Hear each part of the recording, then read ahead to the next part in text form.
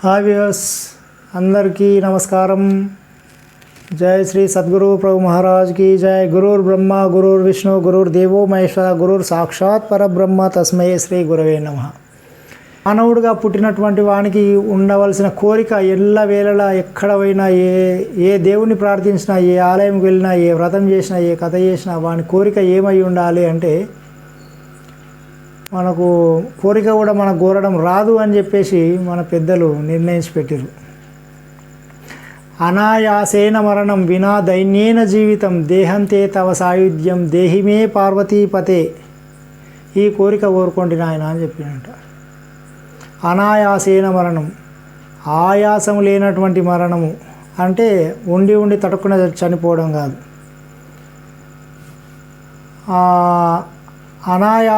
మరణము సంభవించినప్పుడు 1000 తేళ్ళు ఒక్కసారిగా కుడితే ఎంత క్షోభ కలుగుతుందో అంత నొప్పి, అంత బాధ అవుతుందంట.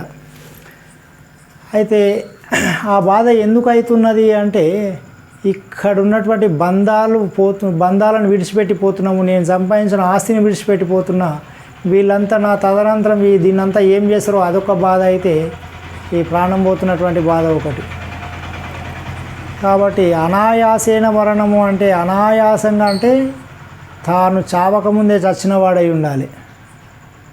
అంటే దేహం వెళ్ళకముందే వెళ్ళినటువంటి వాడు, ఎరకలేనటువంటి స్థితి లోపల ఉన్నటువంటి వాడు. ఆ స్థితిలో ఉండడమే అనాయాసేన మరణం. నీవు మరణం ఈ క్షణం నాకు మరణం వస్తున్నదంటే హాయిగా నేను చేయవలసిన కర్తవ్యం ఏమీ లేదు అని చెప్పేసి కింద సాపేసుకొని నేను ఇప్పుడు వెళ్తున్నా అంటే హరాంసే వండుకోగలిగి ఉండాలి. అది అనాయాసేన, ఆయాసంతో కూడుకున్నటువంటి మరణం కాదు. ఎప్పుడు ఏ క్షణమైనా తాను మరణానికి సిద్ధమై ఉండడమే. ఇదే జీవన్ముక్తుని యొక్క లక్షణం. ఇది జీవించి ఉండగానే వాడు ముక్తుడైనటువంటి వాడు. అనాయాసేన మరణం ఇది. వినాదైన్యేన జీవితం. ఈ జీవితం లోపల నాకు అది లేదు ఇది లేదు. వినాదైన్యేన జీవితం అంటే నాకు లేనిది ఒకటి అడుకోవడం, కోరికల చేత. నాకు ఇది లేదు అది లేదని నలుగురు దగ్గరకు పోయి నేను చేయి పడుకోవాల్సిన అవసరం రావద్దు. అంటే తాను ఇంట్లో కూటికి గుడ్డకు లేకుండా అవి కూడా అడుకొని తినడం అంటే దాని గురించి కాదు.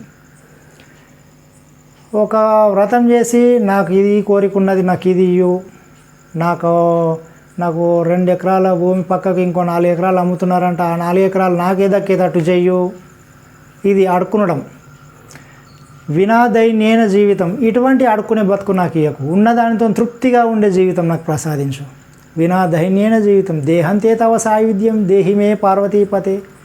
ఓ పార్వతీపతే, ఓ శంకర, నేను శరీరం ఎప్పుడైతే విడిచిపెళ్తున్నానో ఇక్కడ నీ లోపల ఐక్యమైపోవడమే ఉండాలి. కానీ నాకు తిరిగి మళ్ళీ ఇక్కడ రావడం, ఈ కోరికల చేత మళ్ళీ కిందికి వచ్చేటట్టు నన్ను ఉంచకు తండ్రి అని చెప్పేసి, ఈ కోరిక కోరుకో నాయన అని చెప్పేసి పెద్దలు మనకు సెలవిచ్చారు. కాబట్టి మన యొక్క కోరిక కూడా మనకు తెలియనప్పుడు ఎన్నో కోరుకున్నాము, ఎన్నో చేసినాము. అవన్నిటికీ అరక్షణం లోపలనే ఆ గురువుగారి అనుగ్రహం ఎప్పుడైతే కలిగిందో అరక్షణంలో అన్నీ భస్మీపటం అయిపోతాయి. కాబట్టి పాత వాటిని ఏం చేసినామో అనే చింత అవసరం లేదు. నేటి నుంచి ఏం చేస్తున్నాం అన్నదే మనకు ప్రధానం. కాబట్టి ఈ నేటికైనా ఈ